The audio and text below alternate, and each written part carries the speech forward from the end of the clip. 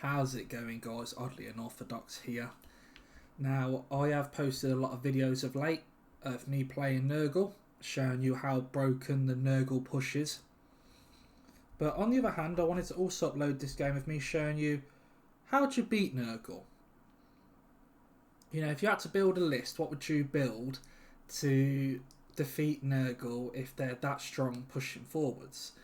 And the thing with Nurgle is it just takes a little bit of thinking to counter them instead. Because Nurgle's very one-dimensional. It's very obvious what they're going to do.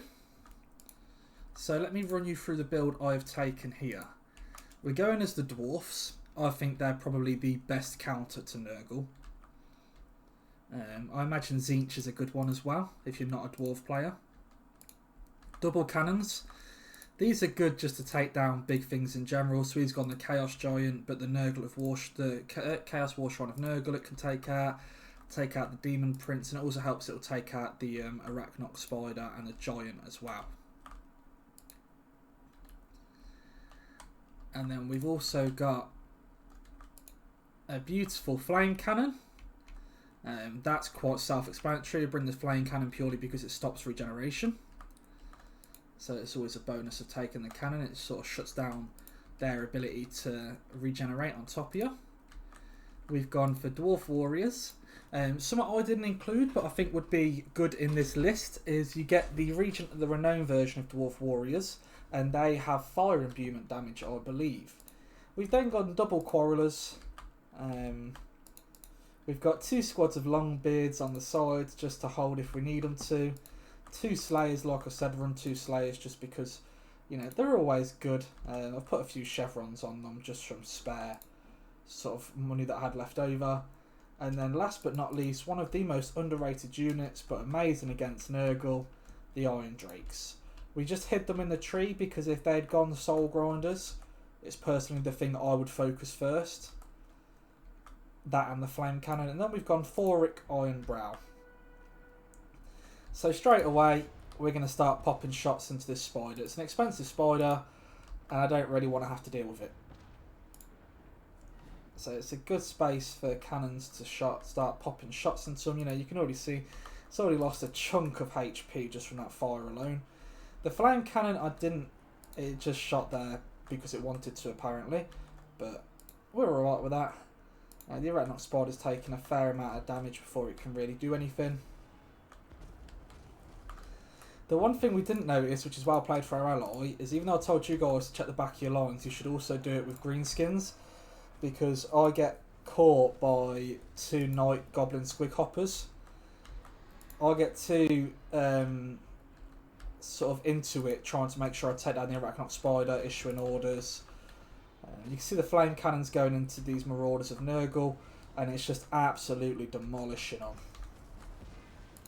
So they do get on top of 1 cannon, which I was a bit like, oh, rubbish. Because I already knew I had to sacrifice the Slayers into the Giant to buy me time. I didn't want to have to deal with 2 big ugly things at the same time. A thing about the Dwarfs is realising where your strengths lay. So for me it's the cannons, the Flame Cannons, the Iron Drakes. That's what's going to win me the game. So now I just have to bleed units into spaces where I need them to be to buy me as much time as possible. So the Longbeards do come across, the Slayers come across. They only managed to get on top of one of my cannons, thank God. They do try and break across to the others, but we break them off quite quickly now they're being focused down. The Flame Cannon's absolutely ripping bits. You know, you can see even the Chaos Warriors are not having a great time. So you might go, oh, what you find your Iron Drakes into? At the minute, apparently, Chaos Horses. Not really what you want, but I put them onto the Chaos Warshrine of Nurgle in a minute. 1, to stop it regenerating, and 2, just to be genuinely annoying. We've got that Chaos Giant tied in combat.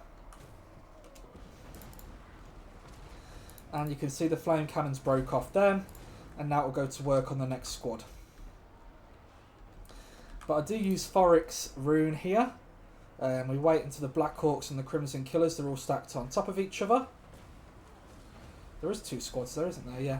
And then we hit them with a big fiery rune. to do some damage. Yeah, there's the Black Orcs icon. But as you can see, tied them up with long beards, a lot of armour for them to chew for. It's going to take a while to get through it.